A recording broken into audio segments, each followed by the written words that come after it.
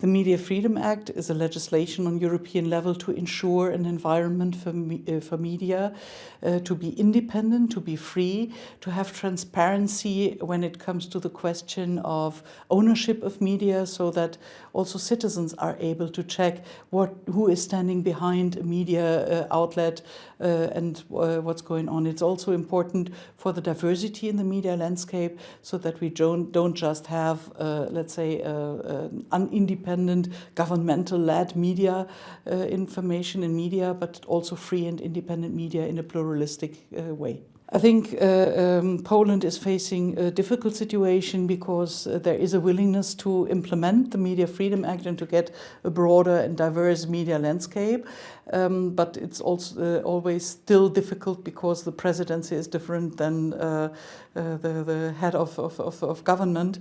It's coming from political parties, and with the structures we have, there is also legislation that can be blocked by the president. The biggest threat to media freedom is first media concentration.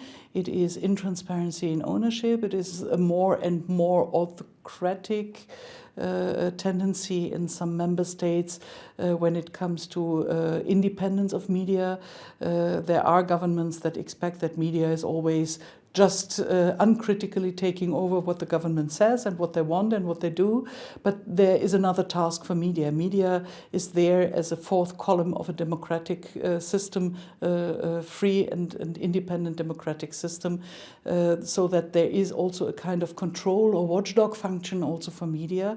And some governments do not like, and that's the reason why more and more throughout the last years the media sector is coming more and more under threat. In addition, there is the situation, the landscape that is changing for media outlets when it comes to economical questions due to the big platforms, social media platforms, and other ways of information that comes in addition to that. And I think to touch upon these problems, we need different legislations.